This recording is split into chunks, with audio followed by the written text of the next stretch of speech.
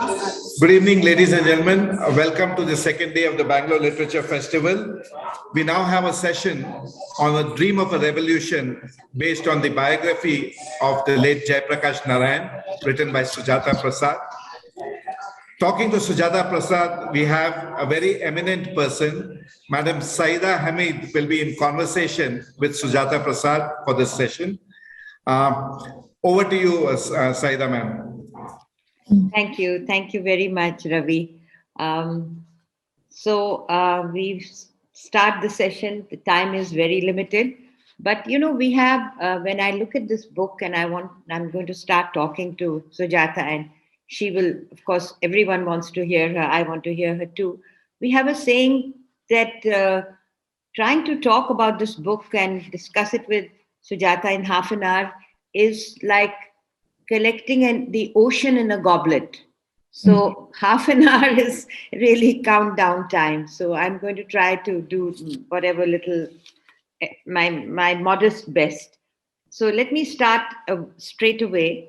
Of course, it's been a great journey reading this book because of you, Sujata, and my long association with your literary works and other works that you have been, remarkable things that you've been doing. But I think even more than that, my association with Professor Bimal Prasad, who has been, almost like I would say a lifelong friend and a mentor. So, I could go on and on about him, but he will, of course, be weaved into this discussion. So let me just begin with the one sentence that you use, and I'm going to quote that. You say, Sujata, you say, this book is an ode to memory. Ode to memory, your memory, Professor Bimal Prasad's memory. What do you exactly mean? Can you unpack that in a few minutes? Yes, this book is a talisman against for forgetting, and it is a ode to memory, an avalanche of memory. The memory of the revolution, my father's memory of Jayaprakash. He was a lifelong associate of my Jayaprakash. My own memory of my father's conversations that finally led me to this book, his jottings.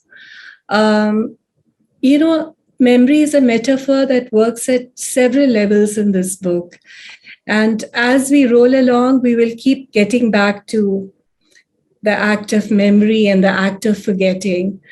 But, when we talk in a larger context, this book is also a legacy book. It's the legacy of Jayaprakash. And in some ways, while writing the book, I also felt that I was forefronting the legacy of my father by the very act of writing about his long association with JP and about the one man who fascinated him and,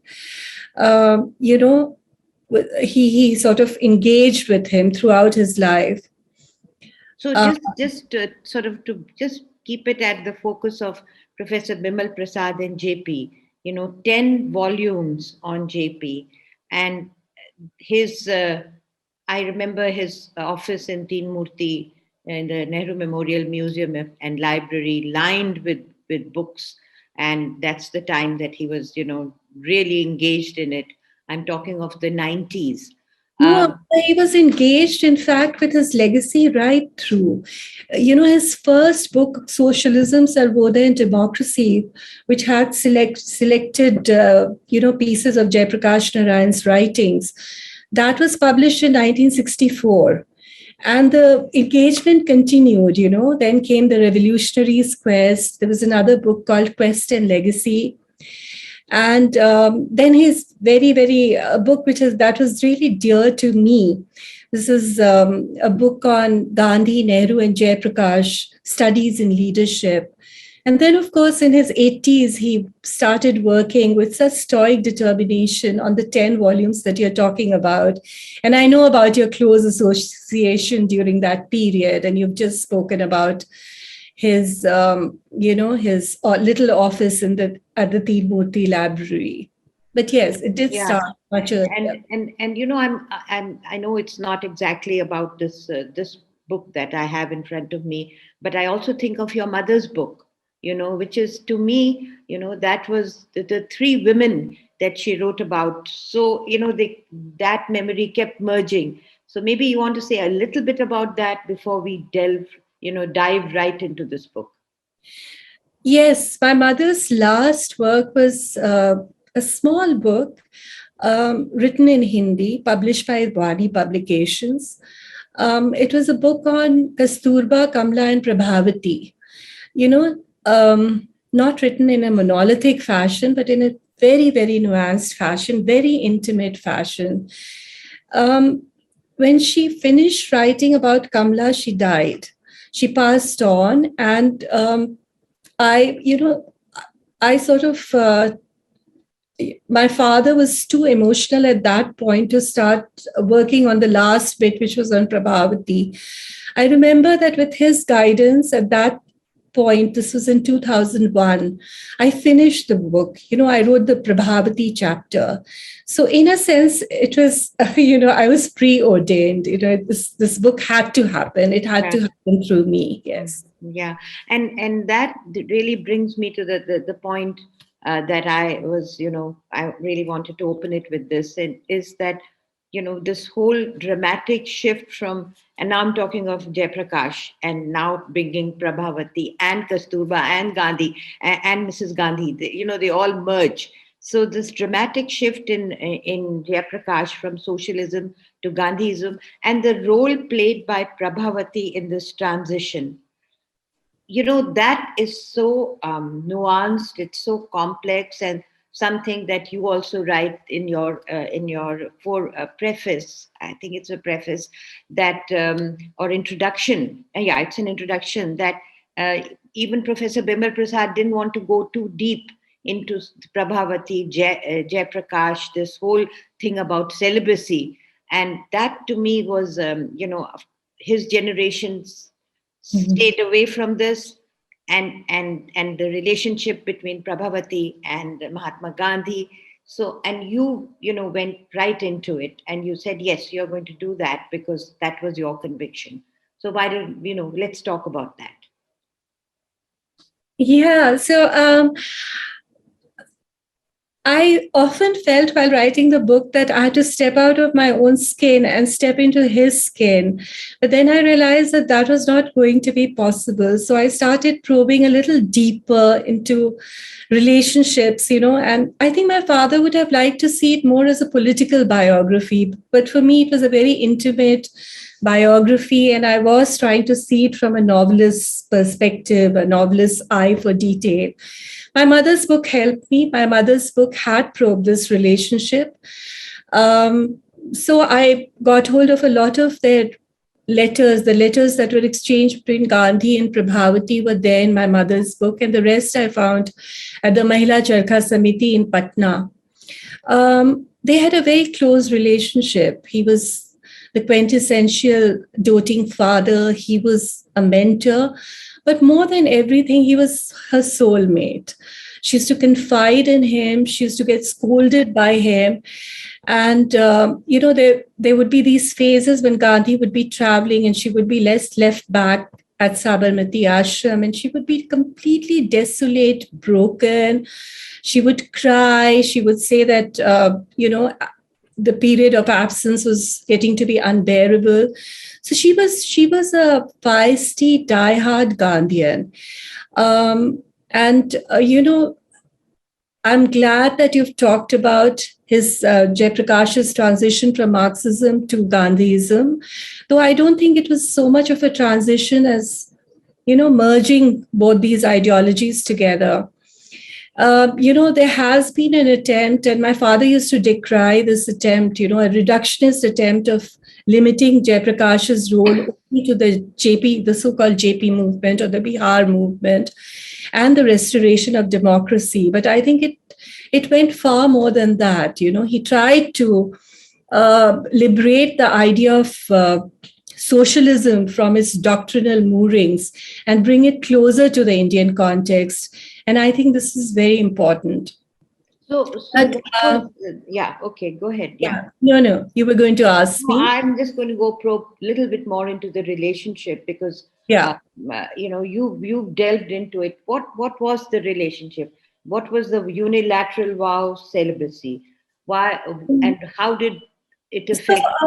Kasturba started living at Gandhi Ashram when she was 15. She met Gandhi when she was only 13. Her father, Brij Kishore Prasad, was a very, very eminent Gandhian lawyer. And that was when she met Gandhi and she was mesmerized by Gandhi. And this was also the time when JP was going away to America to study, 1922. And it was decided that she would spend that time at the Gandhi Ashram. So she came to the Gandhi Ashram and loved the monastic existence. While Jayaprakash was still studying in America, she unilaterally decided to take the celibacy vow. A lot of people, I've read in many books that, scholars have said that it was Gandhi who asked her to take the vow. Nothing could be far from truth. Gandhi told her to reconsider her decision. He told her to discuss this with Jayaprakash. But she did write a letter to Jayaprakash, but it was a letter informing him of her decision. I don't think she was taking his permission in doing that. This was the vow. In your understanding and your analysis, he is in Wisconsin studying. She is here. She decides. She writes to him. So how did he deal with this? It was a fait accompli for him, wasn't it? It was, in a sense, fait accompli, and he could. I can't say that he dealt with it very calmly. We have no, we really don't know what he must have gone through. But the celibacy vow was her promise to herself. And I don't think she kept it binding for Jayaprakash, so I won't say it was an open marriage. I don't even think they thought of marriage in those terms. But yes, Jayaprakash was a very attractive revolutionary. He did draw several women to himself. And I'm sure he broke the celibacy vow, not once, not twice, but many a times. So, in terms of his relationship, and his relationship now, going forward, the Jayaprakash and Nehru, there is a certain brotherhood between them. They're like brothers, and that relationship is also bhai. So that bhai relationship is also very interesting because then we can talk a little bit about his relationship with Indira Gandhi and that the complexity of that. The bhai relationship was truly beautiful. I think they were, in terms of age, Nehru was older by about 12 or 13 years. They met first in Lahore at the historic Congress meeting in Lahore in 1929. That was resonating with the dream of Poon Swaraj. That's where they met. In Jayaprakash's words recorded in the oral history project of Nehru Memorial Museum and Library, Jayaprakash says that it was love at first sight. Like many of his generation, he was completely starry-eyed about Nehru. And ideologically, they were really close, Appa. Nehru had traveled through Europe and Russia in 1927, and everyone recognized him as a Marxist-Leninist. In Brussels, he attended a congress against colonial oppression and imperialism. And there was a Marxist-Leninist League against imperialism, of which he was nominated the honorary president. So when he came back to India and around the time that Jayaprakash met him, I think they shared absolutely the same perspective, which was that of Marxian socialism. And they spoke in one voice. I think they both had decided that they would try and together remove the blind spots in the Congress. Nehru definitely encouraged the formation of the Congress Socialist Party. Jayaprakash had emerged. There's a very interesting story behind the formation of the Congress Socialist Party. So at the risk of digressing a little from your question, I'd like to tell you a little bit about how it was formed. Jayaprakash went to the Nasik jail in 1932. And how did he go to the jail? Well, when he came back to India, he was all set to join in a professorial post at the BHU, Banaras Hindu University. But Nehru dissuaded him. Nehru said that Nehru wanted him to join the Congress. He wanted him to join the movement. Jayaprakash agreed, and Nehru appointed him as the chief of a newly created post of labor research in the Congress based in Allahabad. And that's where Jayaprakash went. There's also a very interesting story associated with that reflects their closeness.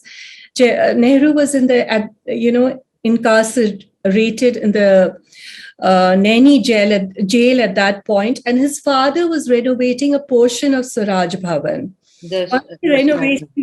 Once the restoration or renovation was complete, Nehru wrote to his father and said that Jayaprakash and Prabhavati are going to be in Allahabad, and why don't you hand over that renovated portion to them?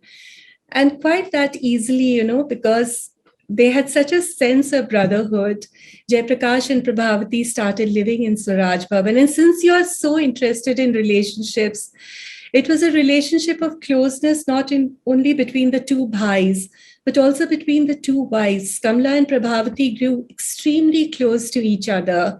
And little Indra, who would at that stage be just 13 years old, whom both Prabhavati and JP very fondly, everyone called her Indu, and she was little Indu to them. She was the daughter they never had. So it was all one big, large, happy family. And Kamla and Prabhavati, during the civil disobedience movement, used to go together through the streets of Allahabad, selling contraband salt, getting arrested through the 30s and 40s. It was not only JP who was in jail, not only Nehru was in jail, not only Kamla, but also Prabhavati. So it was, a really close relationship. But towards 1936, the contours of the relationship started changing. JP was a revolutionary who worked without compromises, but Nehru was a great strategist. So what he started turning towards was a version of Fabian socialism. And, this is something that really rankled, JP could not take it. He felt in many senses a little betrayed by this slight shift in the way, Nehru was looking at socialism. And, but the relationship, I would say, was largely without rancor till independence, although, of course, there were many phases. The phase, for instance, 1945 to 47, JP felt was a revolutionary phase. He felt that there was no scope for a negotiated settlement for independence or partition. And he felt that Nehru had, when I talk about betrayal, he did feel betrayed by Nehru. He felt that Congress was in the hand of a coterie that was anti-peasant, that was anti-labor, and completely bourgeois in orientation. And he felt that Nehru could have digressed from the mainstream approach of Congress, and that could probably have even prevented partition. So these are the things where, these are the issues that they were crossing swords over. But it was only post-independence that their relationship saw some really, unanticipated lows. But in every affair, in every love relationship, there are highs and lows. Yeah. But that relationship, I think that's a very, very, the way you put it, to me, it resonates with me because we work on a man called Khwaja Ahmad Abbas, who's a filmmaker and a journalist who wrote 45 Years Without break weekly column of the Blitz called Last Page. And he also had a love affair with Nehru. But of course, it was all, there are many parallels. So, I mean, I find this. There are. And actually, I was just listening to your podcast, the beautiful podcast that you've been putting out. And Abbas also, when he first saw Nehru, I remember he said he fell in love with him. Many from that generation. And he said, I also hated him because he was traveling first class. And I said, how can you do it? And he said, are you comparing me to Gandhi? So anyway, that was Nehru. And Abba, I just want to take 2 more minutes on Nehru because I find their relationship so fascinating. I want to tell you that after independence, he started feeling that Nehru was also turning a little authoritarian. He felt that he was also developing autocratic tendencies, that he had started attacking him on different issues. He had an issue with Nehruvian socialism, not in the same way as many others do right now. But he did feel that, Nehru was straddling both socialism and capitalism. And in a very famous letter, he told Nehru that, you can straddle 2 horses in a circus, but not in historical evolution. You cannot be doing that. And there were several other issues on which they also differed, on the issue of corruption, on the issue of erosion of civil rights. And this is very important, the erosion of human rights. Many of Jayaprakash's and Nehru's socialist comrades, like Achyut Patwardhan, I can definitely think of Achyut Patwardhan and Lohia, Ram Manohar Lohia. They were arrested on very flimsy charges. And every time something like this happened, there was a sense of betrayal in Jayaprakash, and there would be a tirade against Nehru. Many of these tirades were very public. And the tirades used to definitely hurt Nehru. But again, in a letter written in 1948, and this is a very telling letter, Nehru says that Jayaprakash, acts in a very irresponsible manner from time to time. This is the Bada Bhai talking about the Chota Bhai. But he said that he's one of the straightest and the finest persons I know. This is after, a vitriolic criticism of Nehru by JP several times. But look at the sophistication or the level of relationship that the 2 men had, in your one, the time is running out. I want to just quote one thing from your own writing. And you write that he told my father that his aim was to restore freedom and democracy before radicalizing politics. But the momentum of the revolution dissipated by 1978. And then used this sentence, he was forced like King Lear, to see the limits of his ambition to remake the world. Was he a bitter person that he saw when he saw that, this whole Shakespearean comparison that you bring with Shakespearean tragedy? Tell us about that, that aspect of Jayaprakash. He was, Appa. For Jayaprakash, the revolution was not about political change. Equally important was economic change, So what was happening through the 70s was not only political. We have to remember this. It was economic, and there was a crisis of legitimacy later. So he felt that the crisis of legitimacy and at the level of politics, the revolution probably had met its end. But he felt terribly let down by his whole concept of total revolution was also about economic revolution, ethical revolution, intellectual revolution at several levels. And he felt nothing had changed there. What had happened was that democracy was restored. There was dismantling of, there was a certain dismantling of legal draconian laws that needed to be dismantled. But otherwise, he felt that things had remained unchanged. And this really, upset him no end. I also want to, before the end of this this dialogue or this discussion, I want to just you to say something about Musehri in Muzaffarpur, where Dalits were tortured. And then, the sentence that you say, that, or Jayaprakash said, first he was uncompromising about the struggle, against uncompromising, koi oppression ho uske khilaf uncompromising. JP will also take to violence. I thought that was, this whole thing was, I mean, he would go to any lengths to uphold what he believed was, social justice. He would, and he was seeing the Naxalite movement really up close in Museri. In both he and Prabhavati went to Museri and lived there in the villages of Museri. He was a little. Museri is in Muzaffarpur. Muzaffarpur district of Bihar. Okay. And this is where they went, and he saw the movement up close. Initially, this was the Sarvodaya phase of Jayaprakash Narayan, when he had moved to Gandhian movements, and he had embraced Gramdan and Bhudan. And he felt that through Bhudan and through Gramdan, through Bhudan, he would essentially work on the landowners to transfer land. But that did not happen, or whatever happened was so cosmetic that it really hurt him. And he felt that the Sarvodaya movement itself was now a very exhausted movement and had seen the kind of mutations that had over the years made it very weak. So he, JP was totally uncompromising, as you said, when it came in his fight against oppression of any kind.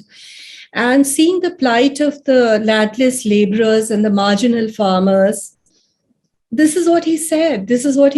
But again, now, since we were talking about relationships, I want to tell you that till 1971, his relationship with Indira was actually fairly without rancor. She was already being labeled as an authoritarian leader. But, after his Museri stay, he wrote a very poignant, a very evocative essay on his stay in Museri and sent a copy of it to Indira. And Indira, very famously, she replied, and she said that she totally agreed with him, that the problem of Naxalism was not a law and order problem. It was first and foremost about social and economic inequity, and that had to be addressed. I think that was... This is something it emerges. The whole emerges such a multifaceted figure. I just think of one little incident you write about. Khushwant Singh met him at the house of Meenu Masani, and Gayatri Devi came in, and the famous sentence that Jayaprakash's sentence, when came and sat down on the carpet, and then his famous sentence, a beautiful princess sitting at the feet of a commoner. This is indeed revolution. So, I mean, that aspect. So talk whatever minutes we have, talk about the man, the personality, which is to me very fascinating. What a man. A revolutionary who remained tormented all his life by his own unanswered questions. Someone who revitalized the way we think, the way we need to think. Someone who questioned the doctrinal version of socialism and brought it closer to the Indian context. Someone who married Marx and Gandhi, and how amazing is that? Someone who questioned orthodoxies, especially orthodoxies of thought. Someone who was a voice for dissent, a voice of dissent, who spoke about the importance of the need for dissent. What a multifaceted man, who never stopped thinking, who never stopped yearning, who never stopped questioning, and most important of all, who never stopped dreaming. Yeah, that's a very good conclusion. We have just right on time. I think you have done something which is so multi-layered, which is so it's such a complex thing that you have brought with all the charm and the beauty of language. And certainly I've read, but I have to reread parts of it and read the parts that I have not. So right at the dot of time, I have to now say how privileged we are that a daughter of Professor Bimal Prasad, with his genius and with his teaching and with his mentorship has given us this very valuable book. Thank you so much, Sujata. Thank you for such kind and gracious words. Thank you, Appa.